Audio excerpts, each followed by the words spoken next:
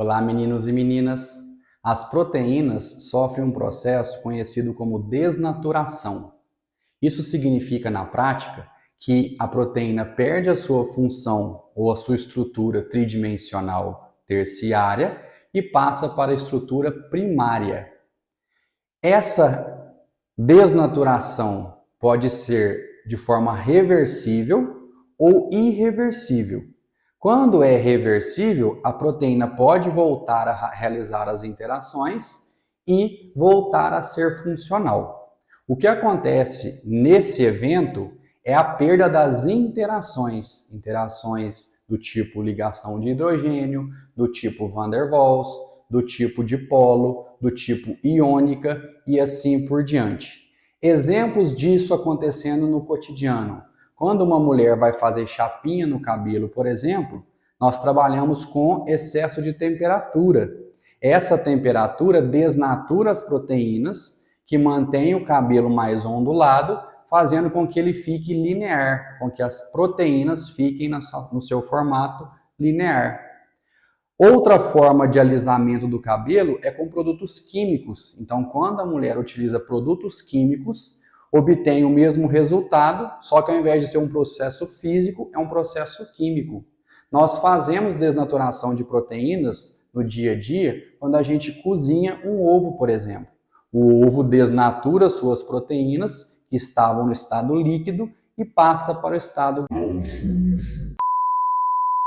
Isso acontece constantemente nas nossas células. Isso pode acontecer, por exemplo, nas doenças que se instalam no nosso organismo. As doenças podem ter relação com a perda da função da proteína. Se vocês querem aprender mais a respeito desses assuntos e saber bioquímica, vem comigo. Eu sou o professor Gustavo e sugiro que vocês assistam essa aula até o final.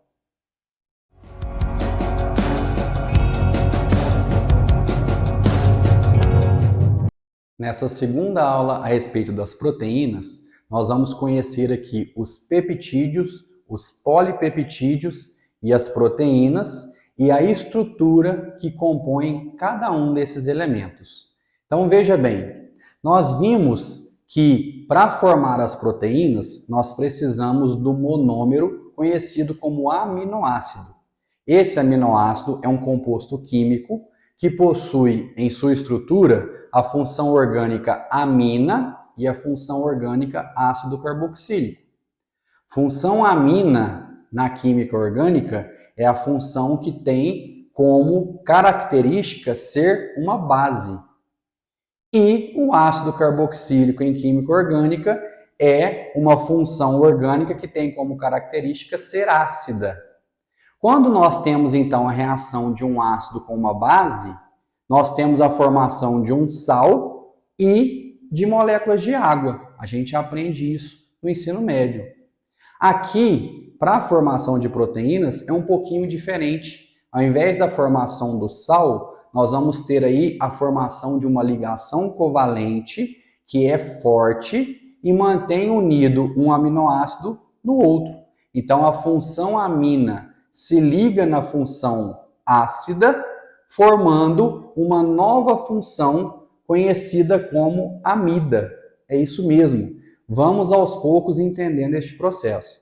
Então veja bem, quando eu tenho na química orgânica um ácido carboxílico e ele se aproxima de uma amina, olha só, ácido carboxílico COOH. Isso aqui é uma carboxila. MH2 é uma amina. Quando a gente aproxima uma amina de um ácido carboxílico, esse nitrogênio aqui, ó, ele vai atacar esse carbono, ele vai se ligar nesse carbono alfa, né? E vai ter a formação aqui de uma nova ligação química, com a saída dessa hidroxila e de um desses dois hidrogênios.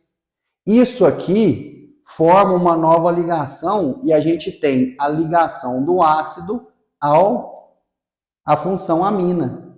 Como no aminoácido nós temos tanto a função ácido carboxílico quanto a função amina, Para a gente montar uma proteína, essa reação acontece dentro das células constantemente. Então, só para ficar bem entendido da parte química, que é extremamente importante, quando nós temos um ácido carboxílico aproximando de uma amina, tem uma reação química ácido-base com a formação de uma função nova conhecida como amida, que é C-O, né, a carbonila, ligada ao átomo de nitrogênio, como esse caso aqui do exemplo. Tudo bem? O nome que a gente dá para essa ligação nas proteínas é ligação peptídica. Então, olha só, quando eu tenho um aminoácido, vamos relembrar aqui, ó, um aminoácido tem o carbono alfa, ligado à função ácido carboxílico, ligado à amina, ligada ao hidrogênio, que eu representei embaixo, ligado a uma cadeia diferente, que nós denominamos de radical. Se vocês estão com dúvida, voltem na primeira aula para entender bem o que é esse radical aqui. Mas nós temos aqui, então, a presença de um aminoácido. Do outro lado, nós temos um segundo aminoácido, olha só, carbono alfa, ácido carboxílico, grupamento amina, hidrogênio e um segundo radical. São esses radicais que caracterizam os aminoácidos. É a única parte dos aminoácidos que são diferentes. O restante é tudo igual. Então, o que vai acontecer aqui por ação enzimática dentro das nossas células? Nós temos enzimas conhecidas como peptidases, que vão fazer o quê? Vão pegar esse par de elétrons do nitrogênio, vão fazer uma nova ligação com esse carbono aqui, do aminoácido da esquerda, e vai ter a liberação dessa hidroxila, que eu destaquei em amarelo, com esse hidrogênio. Então, reparem, H com OH sai uma molécula de água. E esse par de elétrons que formou uma nova ligação aqui, ó, está acontecendo entre esse carbono e esse nitrogênio. Ela está representada aqui embaixo, ó, vejam. O carbono do ácido carboxílico do aminoácido da esquerda se ligou agora no nitrogênio do aminoácido da direita.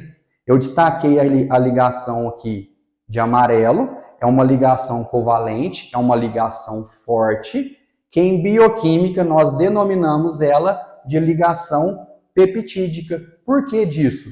Porque isso aqui levou à formação de um dipeptídeo, de um peptídeo envolvendo 2 aminoácidos. Todas as vezes que a gente tem a ligação entre um aminoácido e outro, nós temos a formação de uma ligação peptídica. E isso pode acontecer sucessivas vezes.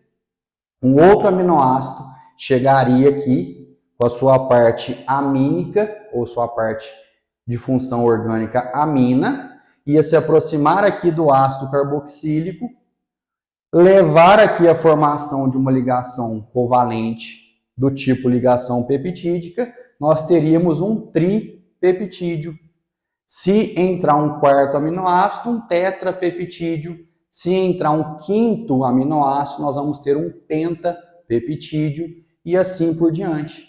Então, reparem o seguinte, todas as vezes que nós vamos aqui realizar uma ligação covalente, que eu destaquei em cada um desses aminoácidos, aqui eu estou representando 5 aminoácidos diferentes, com os seus radicais respectivos, que eu não estou representando, para não ficar aqui uma cadeia muito extensa, mas são esses radicais que diferenciam um aminoácido do outro. Então, dentro das nossas células, como que vai acontecer? O aminoácido chamado de aminoácido 1 irá se ligar no aminoácido 2, que irá se ligar no aminoácido 3, que irá se ligar no aminoácido 4, que irá se ligar no aminoácido 5. O que diferencia uma proteína da outra, um polipeptídeo de outro, é a quantidade de aminoácidos que eles possuem, os tipos de aminoácidos, que já já a gente entende, e a posição em que esses aminoácidos se encontram. Espera um pouquinho que daqui a pouco eu já explico desse lado aqui do quadro. Mas o que a gente precisa entender dessa estrutura aqui agora? O aminoácido 1, ele nunca vai se ligar no último aminoácido. independente de quantos aminoácidos hajam em uma proteína. Então, sempre aqui, ó, o grupamento amina do aminoácido 1 vai ficar livre e sempre o grupamento ácido carboxílico do outro aminoácido, né, do aminoácido que está na posição final dessa proteína, também vai ficar livre. E aí nós denominamos isso aqui, ó, de amino terminal ou porção do aminoácido aminoterminal, enquanto que essa porção aqui é denominada de porção carboxiterminal, porque isso aqui é uma carboxila e ela está livre. Isso aqui vai acontecer para todas as proteínas. E quando eu tenho um aminoácido ligado ao outro, nós chamamos agora esses aminoácidos que estão ligados de resíduos de aminoácidos. Porque agora eles não são apenas um aminoácido, eles são um conjunto de aminoácidos ligados. Então, nesse exemplo que eu trouxe, reparem que nós temos 5 aminoácidos. 5 aminoácidos vão existir 1, 2, 3, 4 ligações peptídicas. Então, sempre vai haver aí, o número de ligações peptídicas vai ser sempre uma a menos do que o número de aminoácidos presentes em uma proteína. Como assim? Se uma proteína tem 10.000 aminoácidos, ela vai ter 9.999 ligações peptídicas, sempre uma a menos. Se uma proteína tem 100 aminoácidos, ela vai ter 99 ligações peptídicas, porque o aminoácido 1, o aminoterminal, nunca se liga no aminoácido último, que é conhecido como carboxiterminal. Tudo bem? Beleza? Tendo entendido, então, essa parte aqui, fica fácil da gente entender as estruturas. Mas antes de passar para as estruturas, eu queria já explicar aqui esses termos. Então, quando eu tenho a ligação de um aminoácido com outro, nós denominamos ela de ligação peptídica. Tudo bem? E aí nós vamos ter um peptídeo. Até quando a gente tem peptídeo? Quando a gente tem poucos aminoácidos ligados. Então, se a gente tem aí de 10 até 20 aminoácidos ligados, nós ainda não temos uma proteína. Nós vamos ter um peptídeo. Se nós passarmos aqui de 20 aminoácidos, aí nós já vamos ter um polipeptídeo. E até uma determinada quantidade de aminoácidos ligados, nós temos um polipeptídeo. A partir de uma certa quantidade, nós denominamos de proteínas. Então, proteínas são polipeptídeos com vários aminoácidos presentes. E no dia a dia, na nossa comunicação, muitas das vezes, a gente denomina os polipeptídeos igual à proteína. Então, são sinônimos, acabam se tornando sinônimos. Tudo bem? Por exemplo, no caso da insulina. A insulina é um hormônio proteico, ela é feita de aminoácidos. A insulina tem entre 50 e 60 aminoácidos. Algumas literaturas consideram a insulina como um polipeptídeo, outras literaturas já chamam a insulina de proteína. A hemoglobina, por exemplo, ela tem por volta de 570 aminoácidos presentes. Então, ela já é uma proteína, porque tem um número grande de aminoácidos ligados.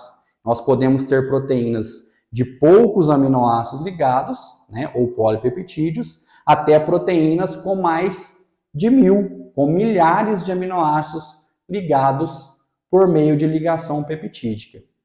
E quando a gente vai fazer a degradação, a digestão de proteínas, acontece o processo inverso. As enzimas vão degradar aqui a ligação peptídica com a entrada de uma molécula de água. Então, se entra uma molécula de água, a ligação peptídica se rompe e nós temos a liberação de um aminoácido livre e de outro aminoácido livre. Na nossa alimentação, por exemplo, o que nós absorvemos são os aminoácidos livres, que vão para as nossas células, vão formar novas ligações peptídicas e compor as nossas proteínas. Tudo bem? Vindo aqui para esse lado, então, do quadro, quando que uma proteína se torna funcional? Como assim? Quando que ela passa a desempenhar o seu papel? As proteínas são produzidas nas células com algum objetivo, com algum fim. Elas vão desempenhar algum papel dentro das células ou fora delas. Para que elas possam ser funcionais, elas passam por etapas. Isso é conhecido como estrutura de proteínas. Nós vamos entender aqui agora. Então, as proteínas elas têm a estrutura primária, a estrutura secundária e a estrutura terciária.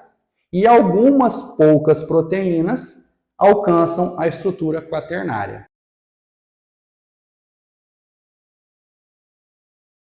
Vamos aos poucos, tudo bem? As proteínas são produzidas por informação genética. Então, vamos entender esse processo da biologia molecular. Quando uma célula, está lá fazendo seu metabolismo, suas reações químicas, ela recebe a informação do lado externo, vinda na maioria das vezes por hormônios e segundos mensageiros. Isso é processo da fisiologia, A fisiologia explica isso. E essa célula, a partir desse momento, sabe que ela tem que produzir uma proteína. Então, essa informação chega lá no núcleo, o DNA vai se replicar, vai duplicar aquele gene específico para sintetizar aquela proteína específica. E ele passa essa informação para o RNA mensageiro, que está dentro do núcleo, foi formado no núcleo. O RNA mensageiro sai do núcleo, vai para o citoplasma e se associa ao ribossomo, que é uma organela que faz a síntese de proteínas. Lá no ribossomo nós temos agora o RNA mensageiro e o RNA ribossômico. E aí o que vai acontecer agora? O RNA tradutor ou transportador, ele vem trazendo os aminoácidos que vão compor aquela proteína. E essa informação, ela é feita por material genético. Nós temos os códons e os anticódons, para que não haja erro, para que o RNA tradutor ou transportador não traga aminoácidos errados, porque isso pode comprometer na síntese daquela proteína. Então, beleza. Tendo entendido esse processo da biologia molecular, como que funciona lá nos ribossomos? O RNA mensageiro, ribossômico e o RNA tradutor juntos, lá no ribossomo, vai montando a proteína. Mas antes de montar a proteína já funcional, eles montam na sua estrutura primária. Então, a função do ribossomo é encaixar aqui os aminoácidos por meio de ligação peptídica. Então, veja bem, a estrutura primária, como que ela funciona?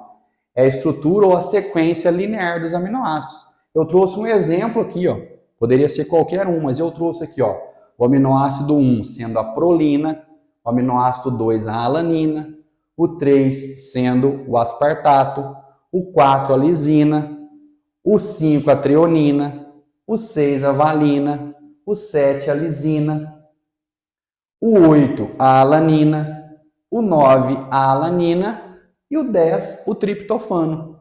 Então, olha só, se a prolina é o aminoácido 1 e a alanina é o aminoácido 2, eu vou montar uma determinada proteína. Se eu inverto aqui, a alanina vem para a posição 1 e a prolina vem para a posição 2, eu posso montar uma proteína diferente. Então, o que vai diferenciar uma proteína da outra é a quantidade de aminoácidos que cada uma delas vai ter e a posição em que esses aminoácidos são introduzidos.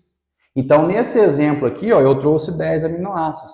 Poderia trazer 15, 20, 30 ou até mais. Então, a estrutura primária é a sequência de aminoácidos na cadeia da proteína. Quando esses aminoácidos aqui, então, uniram e nós já temos um número suficiente de aminoácidos para aquela proteína, essa proteína é encaminhada lá para o retículo endoplasmático e para o complexo de Golgi, e lá ela vai alcançar a sua estrutura secundária e terciária. Vamos aqui aos poucos. Quando esses aminoácidos estão ligados, eles começam a se aproximar, vai haver interações químicas entre eles. Quando essas interações químicas acontecem entre um grupamento amina de um aminoácido com o grupamento ácido carboxílico do outro aminoácido, nós vamos adquirir aqui a estrutura secundária. As principais estruturas secundárias que nós temos numa proteína é conhecida como alfa-hélice, onde os aminoácidos eles vão enovelando e se aproximando por interações. A folha beta, ou conhecida também como folha beta preguiada, onde nós temos aqui as cadeias dos aminoácidos ficando paralelas e sofrendo interações próximas. E nós podemos ter aminoácidos que ficam na sua forma linear, ou seja, não adquirem estrutura secundária. Tudo bem? Eu trouxe exemplo aqui para ficar mais didático. Talvez vocês não são dessa época, mas na época dos pais de vocês existia um telefone fixo e isso aqui era um cabo de telefone. Então, olha só, imaginem que os aminoácidos foram introduzidos para a formação de uma proteína na sua estrutura primária, certo? Olha só, estou tentando esticar aqui e deixar de forma linear. Então, aqui eu tenho vários aminoácidos. Quando eles vão se aproximando e interagindo, olha aqui o que vai acontecendo com eles, ó. Eles vão diminuindo de tamanho. Isso aqui, ó, é a alfa-hélice. Então, isso aqui seria a estrutura secundária, conhecida como alfa-hélice. E o que é a folha beta preguiada? Por que ganhou esse nome? Porque parece uma folha em espiral, como se fosse um leque. Então, quando eles fazem isso aqui, ó, eles também sofrem interações entre uma cadeia e outra, mantendo os aminoácidos próximos. Isso aqui é a folha beta preguiada. Tudo bem? Algumas poucas proteínas, principalmente proteínas estruturais, que compõem as estruturas das nossas células, elas ficam até nessa estrutura secundária. E aqui elas já estão funcionais, porque a principal função dessas proteínas é estrutural. Então elas ficam um pouco mais linear. Todas as outras proteínas que nós discutimos, conhecidas como proteínas globulares, elas precisam atingir o estado terciário. O estado terciário é o estado funcional, conhecido também como estado tridimensional. O que é esse estado tridimensional? Nós vamos ter aqui a junção de várias estruturas em alfa-hélice, de várias estruturas em folha beta e em algumas partes que ficam na forma linear. Quando a proteína adquire essa configuração espacial tridimensional, ela está uma proteína pronta para desempenhar o seu papel. Se for insulina, por exemplo, ela vai ser um hormônio. Se for hemoglobina, ela vai transportar o oxigênio. Se for um anticorpo, vai ajudar no nosso sistema imunológico e assim por diante. As funções nós veremos com mais detalhes nas próximas aulas. Tudo bem? Então, as proteínas, para estarem funcionais, precisam atingir esse estado terciário. Como se dá esse estado terciário? A interação que acontece entre a proteína terciária não é mais entre o grupamento ácido carboxílico e o grupamento amina, mas sim pelos seus radicais, pela interação dos radicais. Então, nós vimos na primeira aula que nós temos 5 grupos de radicais diferentes. Nós temos os polares, os apolares, os básicos, os ácidos e os aromáticos. Então, eles possuem afinidade entre um grupo e outro e repulsão entre determinados grupos. Por exemplo, se eu tenho um aminoácido com radical polar, ele vai se aproximar de um aminoácido que tem um radical polar. Mas um radical apolar, ele se afasta de um radical polar. Então, nós podemos ter aproximação ou repulsão. E essa aproximação, ela pode acontecer entre aminoácidos que estão em várias posições diferentes. Não necessariamente aqui nesse momento acontece em aminoácidos que estão próximos. Podem acontecer em aminoácidos que estão distantes entre si. Então, voltando aqui, aquele exemplo que eu trouxe para vocês, imaginem que eu tenho uma proteína, tá? No seu estágio, ou estágio, né, primário, linear, com os aminoácidos ligados. Aí começou a vir aqui a alfa-hélice, a folha beta preguiada, que é quando acontece isso aqui, né, o dobramento de cadeias de aminoácidos. Aí imaginem que o aminoácido que está aqui, ó, ele tem afinidade por um aminoácido que está próximo aqui dessa minha mão esquerda. O que eles vão fazer? Eles vão se aproximar por interação. Tá vendo? Mudou a conformação. Esse aminoácido que está aqui, ele tem afinidade para um aminoácido que está aqui. Então, os dois vão se aproximar.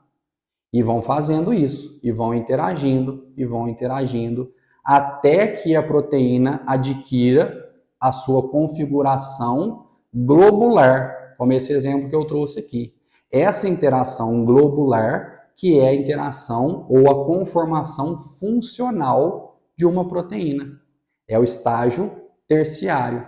Quando a gente desnatura uma proteína, como o exemplo da introdução dessa aula, ela deixa o seu estágio tridimensional, terciário, e volta para o estágio primário. Isso pode ser aqui de forma reversível, ou seja, pode voltar depois para o estágio terciário, como acontece com os cabelos de chapinha, que depois voltam a ficar ondulados, ou pode ser irreversível, como no caso do ovo. Tudo bem? Mas então as proteínas precisam atingir aqui esse estágio. E algumas proteínas, devido à função que elas desempenham, evoluíram e adicionaram ou ficaram aqui na estrutura quaternária. Exemplo, a hemoglobina. Exemplo, a mioglobina. Olha só, o que nós temos na estrutura quaternária? A associação de mais de uma estrutura terciária. Pessoal, se eu tenho duas estruturas terciárias, como o exemplo da mioglobina, interagindo, eu já tenho a estrutura quaternária, tá? Porque nós trazemos o exemplo da hemoglobina, que é um exemplo clássico, porque ela tem 4 cadeias terciárias unidas. Nós temos aqui 2 cadeias alfa e 2 cadeias beta. Então, como a gente tem 4 estruturas terciárias unidas na hemoglobina, nós temos uma estrutura quaternária. Na mioglobina, nós temos 2 cadeias interagindo. Nós temos uma estrutura quaternária. Qual que é a função principal da hemoglobina? É transportar oxigênio. Então, como ela tem 4 estruturas terciárias, ela consegue transportar 4 moléculas de oxigênio, 4 O2 por vez. Então, ela ficou mais potente, ela ficou mais eficaz dessa forma. Por isso que ela adquiriu o seu estado quaternário. Tudo bem? Para finalizar essa aula aqui, eu preciso falar de proteínas conjugadas e de grupo prostético. Veja bem, quando nós temos apenas aminoácidos nas proteínas, elas são chamadas de proteínas simples. Mas muitas proteínas, elas estão associadas a outros compostos diferentes de aminoácidos. Quando isso acontece, nós passamos a chamar essa proteína de proteína conjugada e aquele composto que está ligado, que não é aminoácido, ele é conhecido como grupo prostético. Vou dar exemplo e por isso que eu coloquei hemoglobina aqui. Eu não desenhei porque é complicado, mas nós temos na hemoglobina, nessas 4 cadeias terciárias, nós temos o conhecido chamado grupo M. O grupo M é uma protoporfirina. O que nós temos nesse grupo M? Nós temos a presença do átomo de ferro. E é exatamente a presença desse átomo de ferro que se liga no oxigênio para transportar ele na hemoglobina. Sem o grupamento M, que é essa protoporfirina, nós não teríamos o transporte de oxigênio. E esse grupo M, ele não é de aminoácido, ele é formado de outros compostos, tem nitrogênio presente, tem o átomo de ferro e assim por diante. Então, o grupo M na hemoglobina é conhecido de forma genérica como grupo prostético, assim como em qualquer outra proteína que tenha algo que não seja aminoácido, e a hemoglobina é conhecida como proteína conjugada, porque além dos aminoácidos, ela tem compostos não aminoácidos. Exemplo aqui do grupo M. Tudo bem? Eu espero sinceramente que tenha feito sentido para vocês, que vocês entendam esse conteúdo, que ajude vocês nos estudos. Nunca deixem de pegar os livros didáticos, estudar pelos livros didáticos, se vocês querem aprender de fato. Mas se vocês tiverem disciplina e foco, contem comigo para ajudar e facilitar nesse processo. Se essas aulas estão ajudando vocês, fazendo sentido, não se esqueçam de deixar o like, de seguir a página e de divulgar com os colegas de vocês, para que eu possa alcançar cada vez mais um número maior de pessoas e ajudar as pessoas dessa forma.